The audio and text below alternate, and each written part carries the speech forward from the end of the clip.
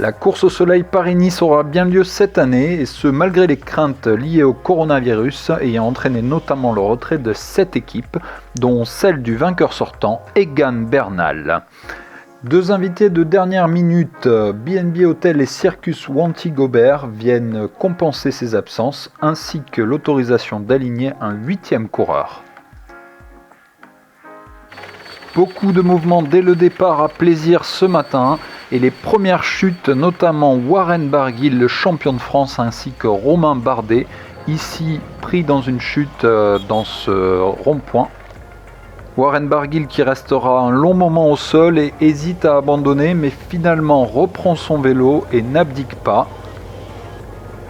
Il repart finalement ayant perdu beaucoup de temps à près de 4 minutes de la tête de course, qui pendant ce temps-là n'a pas attendu, puisqu'à l'avant un groupe de costauds s'est formé, comprenant notamment Julien Alaphilippe, Zdenek Stybar et Kasper Asgreen pour la Deceuninck Quick-Step, mais aussi Tish Benoot ou encore Nairo Quintana. Dans des conditions toujours plus difficiles, derrière c'est la IF Education First qui prend la chasse. A noter à l'avant la présence également de Thibaut Pinot, tout comme de nombreux coureurs de classiques dont Jasper Stuyven et Peter Sagan. Benoot et Alaphilippe s'affrontent quant à eux au premier sprint intermédiaire pour aller chercher les 3 secondes de bonification, remportées finalement par le coureur français. Alors que les deux hommes font le trou, le reste de l'échappée est reprise par le peloton. Alaphilippe et Benoot possèdent 25 secondes d'avance à hauteur du deuxième sprint intermédiaire, remporté à nouveau par le coureur de la Deceuninck Quick-Step qui cumule désormais 6 secondes de bonification. Derrière, la poursuite s'organise et alors que les hommes de tête approchent de la côte pavée de Neaufle-le-Château, ils sont en point de mire du groupe poursuivant.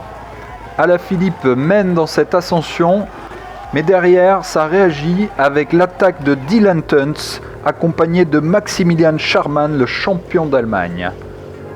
Regroupement des 4 coureurs qui semblent être voués à se disputer la victoire, mais Maximilian Scharmann attaque d'entrée. Il va tenter de terminer en solitaire, finalement pris en chasse par les 3 autres, alors que ça semble se regrouper. Et ils vont se disputer la victoire au sprint. Sprint lancé par Dylan Teuns, pris en chasse de suite par Scharmann. Teuns jette les dernières forces dans la bataille, mais il semble au bout de son effort. Scharmann, idéalement amené, lance son sprint. Et personne ne semble en mesure de suivre l'Allemand, qui passe la ligne en premier et remporte cette étape. Grâce aux 10 secondes de bonification, Scharmann va donc être le premier leader de ce Paris-Nice. Voyons les écarts avec le peloton derrière, une dizaine, voire 15 secondes à l'arrivée. Les grands perdants du jour et absents de ce deuxième groupe sont les Français Romain Bardet et Warren Barguil qui arriveront beaucoup plus tard. Scharmann remporte ici sa première victoire de la saison dans des conditions difficiles avec beaucoup de vent autour de Plaisir. Le champion d'Allemagne échangera demain sa tunique de champion national contre le maillot jaune de ce Paris-Nice. Au classement général, il devance Tish Benoot de 2 secondes, Dylan Teuns de 4 et le français Julien Alaphilippe. Demain, ce sera un départ de la ville de Chevreuse qui nous amènera au sud de la capitale, au travers d'une étape accidentée de 166 km qui s'annonce à nouveau sous l'emprise du vent.